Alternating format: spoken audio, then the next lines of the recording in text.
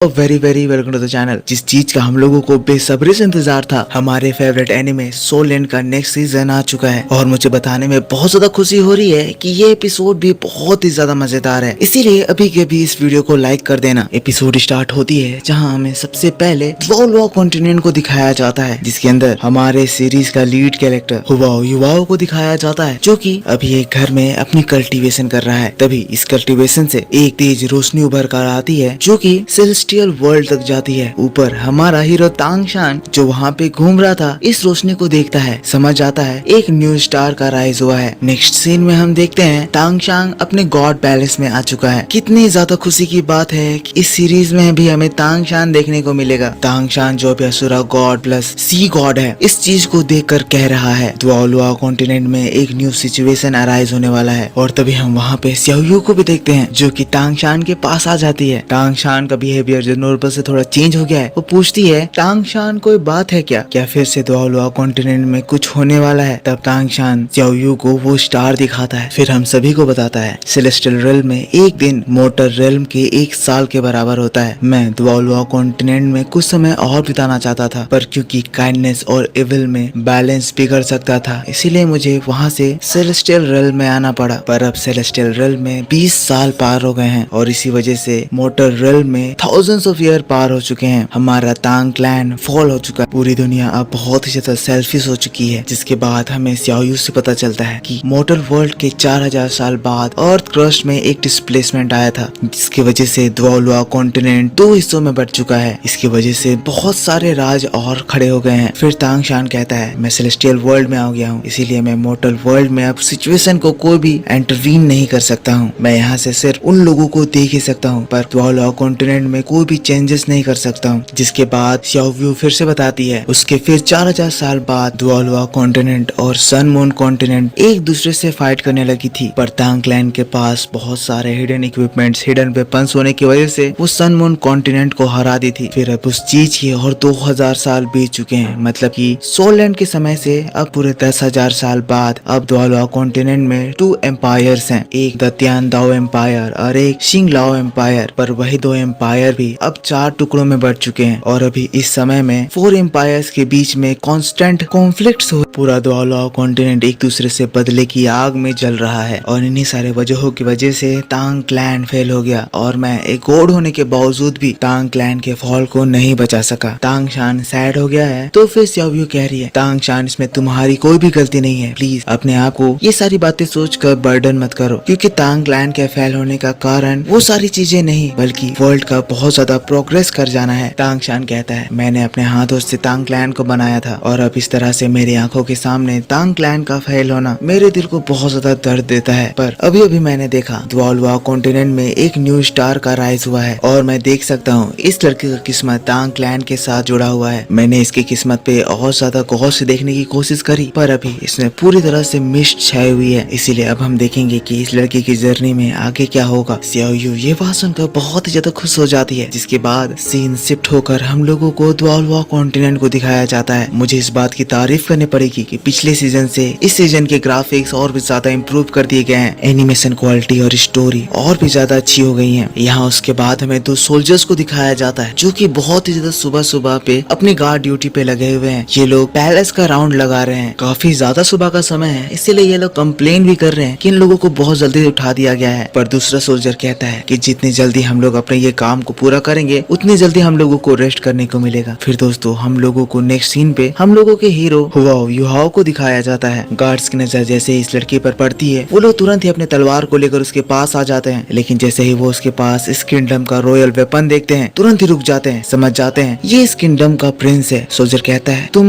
Young master हो ना, तुम्हारा नाम दाए। लेकिन वो लड़का बीच में उनको रोक देता है, कहता है मेरी फैमिली दाए नहीं, आज से मेरी फैमिली हुवाओ है। और उन्हें बताता है कि मैं इस फिल्दी जगह को छोड़कर जा रहा हूँ। सोल्जर ये बात सुनते ही उसको पकड़ लेते हैं। तुम्हारी हिम्मत कैसे हुई हमारे राज को बुरा कहने की। लेकिन तभी हम हुवाओ की फर्स्ट पावर को देखते हैं, जिसमें उसकी आंख की एक रोशनी से सब कुछ बदल जाता है। सोल्जर्स बेहोश हो जाते हैं और जब उनको होश आता है पता चलता है यंग मास्टर यहाँ से भाग चुके हैं। पर वो ऐसा क्यों कह रहे थे कि उनकी फैमिली दाए नहीं बल्कि हुवाओ है। दूसरा सोल्जर कहता है इन बातों को भूल जाओ और ये बात किसी से कहना मत, हमें जल्दी से अलर्ट होना होगा क्योंकि किसी भी वक्त सोल्जर का ग्रुप यहाँ वापस आने वाला है और तब हम उन सोल्जर का ग्रुप को देखते हैं जो कि बहुत ही ज्यादा रॉयल तरीके से किंगडम में घुस रही होती है क्योंकि रेगुलर वॉर चल रहे हैं। किंग दाई भी इन लोगों के साथ है। वो परेशान है लेकिन तभी उनके मन में थॉट आता है कि उनका बेटा ये राज को छोड़कर जा रहा है। घबरा कर उठते हैं, देखते हैं पर उन्हें सामने कोई भी नहीं दिखाई देता है। पर हम वाओ को देखते हैं जो कि इस काफिले को जाता हुआ देख रहा होता है। फिर हमें इसके इस पैलेस को छोड़ने का रियल रीजन पता चलता है। यहाँ की एक मिस्ट्रेस वाओ से कह रही थी आज के बाद तुम्हें इस किंगडम में इस पैलेस में रहने का कोई भी अधिकार नहीं है और तुम अब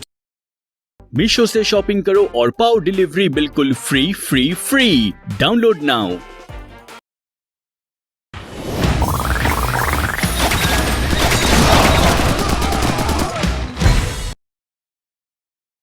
हुआ से कह रही थी आज के बाद तुम्हें इस किंगडम में इस पैलेस में रहने का कोई भी अधिकार नहीं है और तुम अब जाओ, यहाँ से निकल जाओ क्योंकि तुम यहाँ रहने के वर्दी नहीं हो। हम वो सीन को देखते हैं जब हुआ और उसकी मॉम को इस पैलेस से बाहर निकाल दिया गया था और इसकी मॉम एक प्रिंसेस, एक क्वीन होने के बावजूद भी एक गरीब पीजेंट वाला जिंदगी जी रही थी, जिसकी वजह से एक दिन बीमार होकर उसकी मॉम की मौत हो जाती है। जाते जाते उसकी मॉम ने उसको ये टैगर दिया था। ये टैगर सबूत है कि वो इस राज्य का प्रिंस है, पर अब वो ये राज से बाहर जाना चाहता है और अपने बाप का नाम को भी छोड़ देना चाहता है और अपनी माँ का नाम को अपनाकर ये एक सोल मास्टर बनने की जर्नी में निकल जाता है। वैसे मैं इसके लेवल के बारे में बता देता हूँ। इसका सोल का लेवल अभी लेवल 10 है, पर अभी ये पूरी तरह से डिसाइड कर लिया है ये एक बहुत ही बढ़िया सोल मास्टर बनेगा और इस बीच वो अपना आइडेंटिटी खुद बनाएगा और अपने फादर के नाम को अपने नाम से पूरी तरह से हटा देगा। हम हुआओ की जर्नी को देखते हैं जो कि पहाड़ों के बीच से, जंगलों के बीच से अपने सोल मास्टर बनने की जर्नी के लिए निकल चुका है। ऐसे ही चलते चलते पूरे 6 दिन बीत जाते हैं। हुआओ अपनी जर्नी में सिंग दाओ फॉरेस्ट के लिए निकला है ताकि यहाँ के स्ट्रॉन्ग बीस्ट को मारकर वो उनके अंदर की सोल रिंग एब्सॉर्ब कर सके। पर 6 दिन हो जाने की वजह से हुआओ के सारे रिसोर्सेज खत्म हो चुके हैं, उसका पानी भी खत्म हो चुका है और उसको बहुत तेज भूख भी लगा है। नेक्स्ट सीन में वो एक नदी के पास होता है, पानी पीता है, देखता है नदी में बहुत सारे फिशेस हैं। तब वो इस फिशेस से अपना पेट भरने का सोचता है। वो उसके बाद अपने डैगर से लकड़ी का एक वेपन बनाता है और फिर हम इसके पेशेंस और पावर का झलक देखते हैं जिसमें ये अपने एक ही वॉर से 2-3 फिश को